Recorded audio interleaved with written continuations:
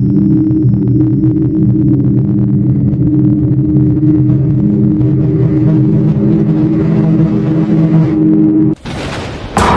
datang di Teman Senja. Semua berawal dari mimpi. Assalamualaikum warahmatullahi wabarakatuh. Di balik kabut gunung, ada cerita yang tak pernah turun bersama para pendaki. Selamat datang di channel Teman Senja. Kali ini kita akan membahas pendakian adalah awal dari teror yang kami alami. Bersiaplah, karena malam ini kita mendaki melalui cerita. Sebelum lanjut ke ceritanya, silahkan klik like dan komen untuk mendukung channel ini semakin berkembang. Bukan dia yang turun dari gunung itu.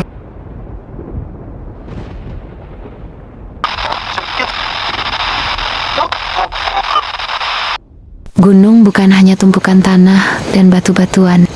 Ia juga merupakan rumah untuk mereka yang tak kasat mata. Dan ketika seseorang hilang di sana, tidak selalu mereka akan kembali dalam keadaan yang sama. Namaku Sheila, dan ini adalah kisah nyata tentang temanku yang bernama Dani. Dani merupakan seseorang yang suka melucu, namun terkadang juga menyebalkan. Dani juga seseorang yang suka ceplas-ceplos dan terkadang terlalu cuek dengan lingkungannya. Saat itu, kami berempat, aku, Dani, Rani, dan Dimas, merencanakan untuk mendaki salah satu gunung yang berada di Pulau Jawa. Jalur yang kami pilih cukup populer, tapi tetap penuh tantangan.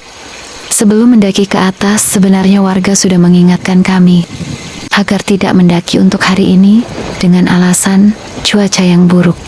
Memang saat itu aku merasa kondisi pendakian sedang sepi, serta cuaca terlihat sangat mendung, bahkan sudah gerimis.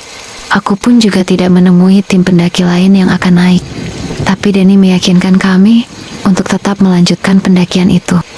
Dengan alasan, kita sudah terlanjur berada di sana. Dani juga merasa jika ia sering mendaki dan tidak pernah terjadi apa-apa dengan dirinya.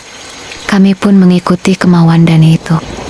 Karena Rani juga sedang bersemangat untuk bisa mendaki gunung, hari pertama perjalanan terasa lancar dan tidak ada kendala sama sekali. Cuaca yang tadi mendung pun menjadi cerah. Di pikiranku mungkin hari ini cuaca sedang bersahabat dengan kami. Saat itu kami bisa tertawa dan melakukan kegiatan seperti berfoto dan berbagi cerita ringan. Dani sempat menceritakan tentang mimpi aneh yang ia alami. Ia menceritakan jika dirinya melihat hutan gelap, penuh suara bisikan serta sosok perempuan yang mengintip dari balik pohon. Kami anggap itu hanya sebuah lelucon saja waktu itu. Tapi saat hari mulai beranjak malam, udara terasa berubah, rasanya sangat sunyi. Tidak ada suara jangkrik yang terdengar. Tidak ada hembusan angin, hanya keheningan yang terasa, seperti sedang memperhatikan dan mengintai kami berempat saat itu. Hari kedua pendakian Rani mulai mengalami gangguan-gangguan aneh. Rani tiba-tiba teriak seperti orang ketakutan. Aku mencoba bertanya kepada Rani, "Ran, kamu kenapa?" Rani hanya diam dengan pandangan kosong. Saat itu kami memutuskan untuk tetap melanjutkan perjalanan kami. Namun di tengah perjalanan, aku melihat sosok anak perempuan yang berusia kira-kira 9 tahun sedang melambaikan tangannya ke arah kami. Seakan ia sedang memanggil kami untuk menemuinya. Lalu aku bilang ke Dani, kalau anak perempuan itu ingin kita menghampirinya. Namun Dani malah berkata, "Anak perempuan mana? Masa di gunung ada anak kecil?" Aku mulai bingung. Saat perjalanan sudah cukup lama, kami memutuskan untuk berhenti. Aku terdiam dan memikirkan anak itu. "Siapa dia?" tanyaku dalam hati. Saat aku sedang melamun, tiba-tiba Rani yang sedang duduk di sampingku tertawa terbahak-bahak. Tertawanya mirip seperti anak kecil yang sedang kegirangan. Aku langsung kaget dan menatap ke arah Rani. Rani menoleh ke arahku dengan tatapan tajam serta senyuman. Kemudian dia bilang, "Kakak, ayo ikut ke rumahku." Aku pun tersentak kaget. Ini bukan Rani pikirku. Lalu Dani langsung berkata, "Ran, kamu jangan bercanda ini di Gunung Woi." kata Dani dengan sangat kesal. Rani lalu tertawa lagi, dan tertawanya lebih keras dari sebelumnya. Kamu tidak mau ikut aku. Kata Rani lagi sambil menatap tajam ke arah kami. Aku mulai yakin jika Rani sedang kesurupan. Dimas pun cukup panik dan memanggil nama Rani. Tapi Rani tetap tertawa. Sedangkan Dani masih mengomel karena merasa Rani sedang bercanda. Setelah 15 menit, Rani tiba-tiba pingsan. Aku segera menyadarkannya. Setelah tersadar, Rani bertanya dia kenapa. Aku segera menjelaskan kepadanya. Rani kemudian bercerita jika ia melihat anak kecil dan perempuan yang memakai baju putih tersenyum kepadanya. Setelah itu Rani tidak ingat apa-apa. Setelah 30 menit, kami beristirahat. Kami mulai melanjutkan perjalanan agar tidak sampai malam nanti ke puncak. Sebelum melanjutkan perjalanan, Dimas sebenarnya sudah menawarkan kami untuk turun saja karena mengingat kondisi Rani yang kurang baik. Tapi Rani dan Dani menolak untuk turun dan tetap ingin melanjutkan perjalanan. Tepat malam hari kami memutuskan untuk istirahat dan mendirikan tenda. Malam itu suasana sangat berbeda. Aku mendengar banyak suara-suara aneh. Aku mulai gelisah sekenakan banyak orang yang meneriakiku. Aku teriak karena merasa tidak nyaman dengan suara berisik itu. Kamu kira mau bercanda lagi kayak Rani? Kata Dani kesal kepadaku. Aku langsung diam karena memang aku tahu Dani memang seperti itu. Sekitar jam 10 malam, Rani mengajakku untuk tidur. Aku segera masuk ke tenda dan mulai memejamkan mata. Sekitar 20 menit setelah aku memejamkan mata, aku mendengar Dimas teriak. Tolong, tolong, tolong. Aku kaget dan terbangun segera keluar tenda. Di luar aku melihat Dimas di depan tendanya dengan sekujur badannya yang berdarah-darah. Aku langsung tanya ke Dimas. Dim, kamu kenapa? Aku sangat cemas waktu itu. Dimas hanya berkata padaku, Shell, tolong aku Shell. Aku menjawab, iya Dim, sebentar Dim. Lalu aku segera membangunkan Rani dan Dani untuk melihat keadaan Dimas. Aku masuk tenda dan membangunkan Rani dan menjelaskan ke Rani jika badan Dimas berlumuran darah dengan banyak baju robek dan luka di dada dan punggungnya. Tapi ketika aku dan Rani keluar tenda, Dimas tidak ada di sana. Kemudian aku meneriaki Dani yang dari tadi tidak kunjung bangun. Dani langsung teriak padaku. Lu kenapa sih ganggu orang tidur aja? Aku bilang kalau tubuh Dimas tadi berlumuran darah. Setelah penjelasan itu, Dani langsung tertawa. Dia benar-benar tidak percaya denganku. Rani kemudian bertanya kepadaku, di mana keberadaan Dimas saat ini? Aku merasa juga tidak tahu. Aku gelisah mencari Dimas. Aku takut Dimas kenapa-kenapa. Aku mengajak Rani dan Dani untuk mencari Dimas. Tapi dengan sedikit malas, Dani bilang, Mungkin dia lagi kencing, sudahlah tunggu di sini saja. aku tetap memutuskan untuk mencari Dimas sendiri. Tapi kemudian, dari depan, aku melihat Dimas. Datang dengan keadaan baik-baik saja, tanpa ada darah sedikit pun di tubuhnya. Dimas bingung dengan kelakuanku, karena aku memang secemas itu. Setelah itu aku langsung diam seperti kehilangan kesadaran, dan berpikir, lalu siapa tadi yang kulihat? Dani bertanya ke Dimas. Kamu dari mana, Dim? Dimas menjawab jika dia habis buang air kecil.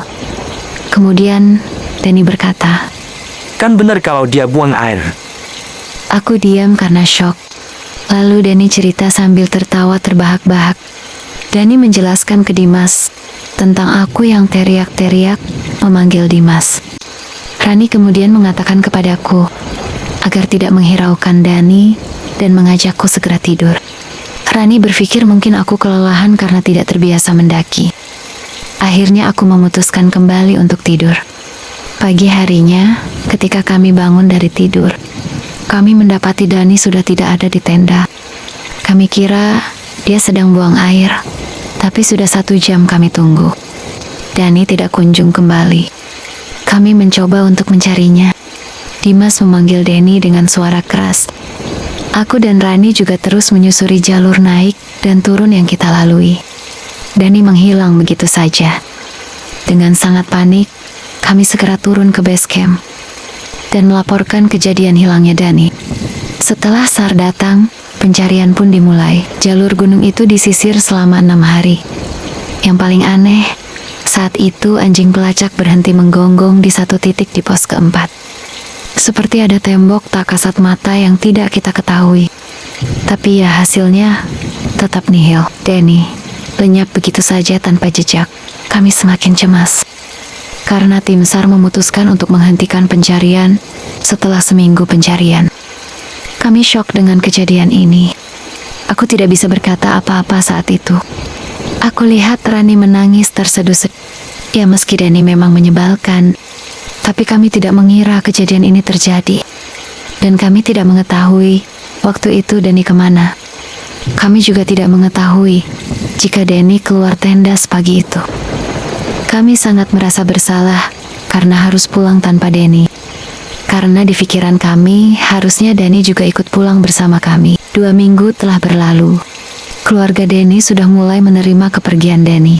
Hingga malam hari di malam ke-15, sekitar pukul 2 pagi. Terdengar suara ketukan di pintu rumah Dani. Ibunya membuka pintu dan di sana berdiri Dani, tepat di depan ibunya. Dengan kondisi tubuh kurus, kotor, mata merah, dan tubuh berbau anyir. Namun dengan keadaan masih hidup. Saat itu Dani tidak banyak bicara, hanya tersenyum dingin. Ibu Dani segera memeluk anaknya dan menangis. Tidak menyangka jika anak kembali pulang setelah beliau putus asa mencarinya. Setelah kepulangan Dani, Ibu Dani segera memberitahu kami. Aku, Dimas dan Rani sangat senang karena Dani pulang dengan selamat. Waktu itu kami bergegas ke rumah Dani untuk melihat kondisinya. Ibu Dani menjelaskan jika sejak saat kepulangan Dani, keadaan rumahnya mulai berubah. Lampu sering mati mendadak. Bau tanah basah sering tercium dari kamar Dani. Ibunya sering mendengar suara berbisik dari kamar Dani. Suara itu adalah suara seorang perempuan. Dani pun mulai nampak banyak perubahan. Orang rumah hanya mengira mungkin Dani masih trauma dengan kejadian dia hilang di gunung itu. Dani selalu merasa tidak bisa tidur. Ia sering duduk di sudut kamar dan menatap ke arah dinding. Kadang pun ia tertawa sendiri, lalu tiba-tiba lalu menangis seperti anak kecil. Ibu Dani sempat mengajak Dani untuk mengunjungi psikolog. Namun psikolog mengatakan jika Dani mengalami trauma berat pasca hilang dari gunung. Psikolog menyarankan Ibu Dani untuk tetap mendampingi dan memberikan dukungan terhadap Dani. Waktu itu kejadian aneh di rumah Dani makin bertambah parah.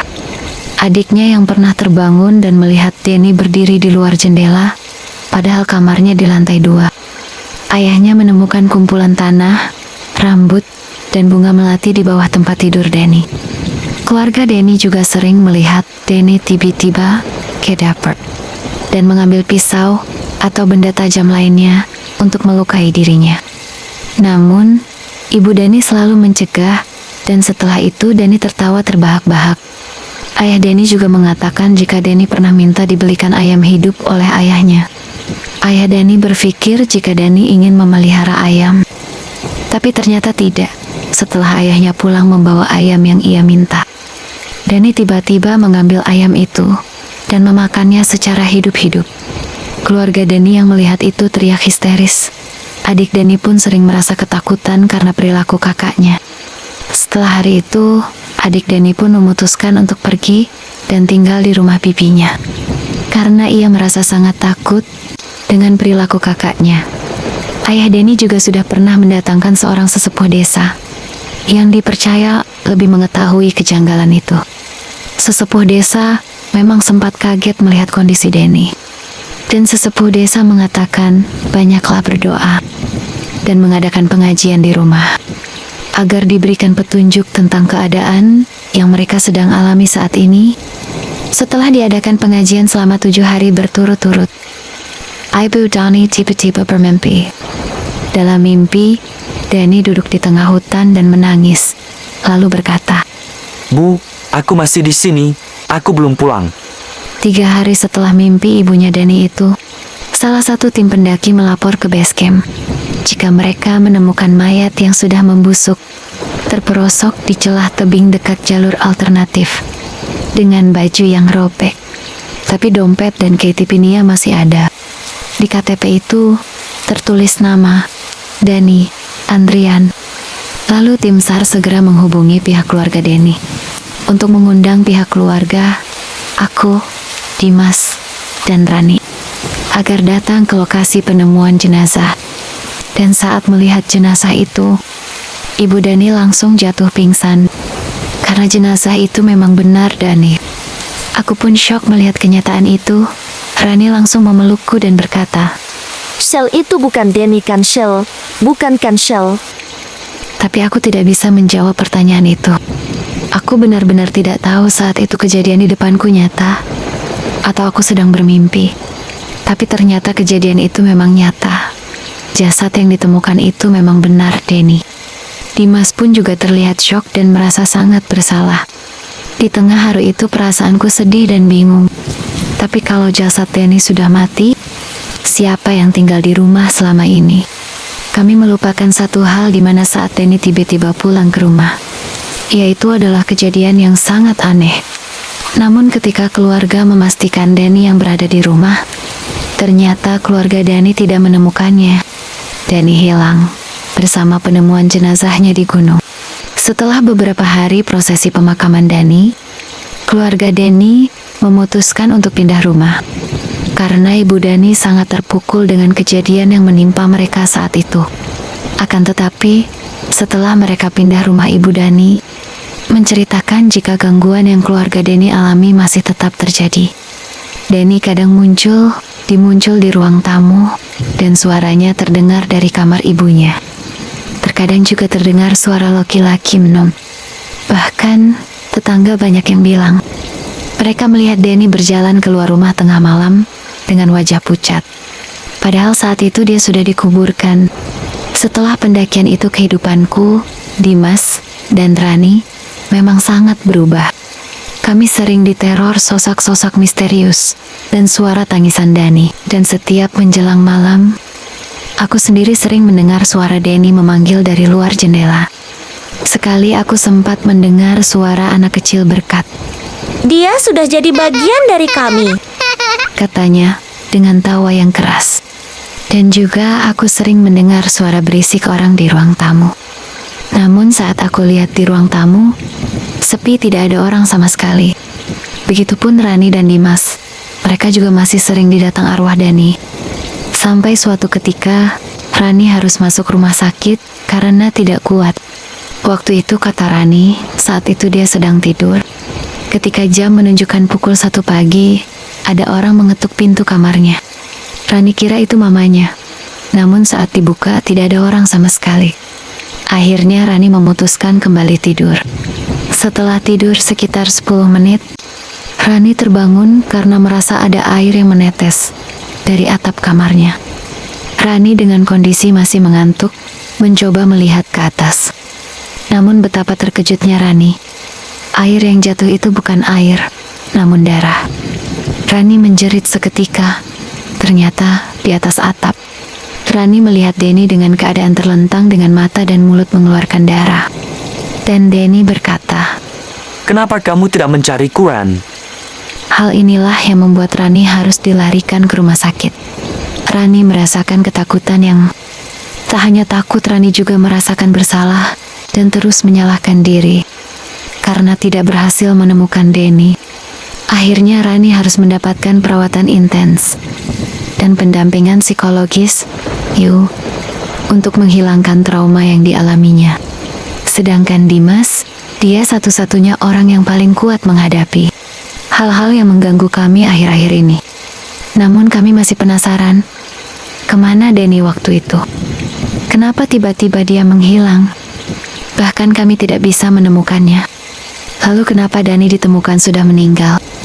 Hal itu yang terus mengganggu gangguan pikiran kami, karena memang masih menjadi misteri sampai saat ini. Orang bilang kadang yang hilang di gunung bisa kembali, namun bukan sebagai manusia, tapi sebagai sesuatu yang tak bisa pulang dengan tenang. Tapi kalian harus tahu, dimanapun kalian berpijak juga alam butuh dihormati. Jaga perkataan dan perilaku, jangan sampai merugikan diri sendiri dan orang lain. Karena sejatinya, setiap yang ada di dunia ini butuh dihormati.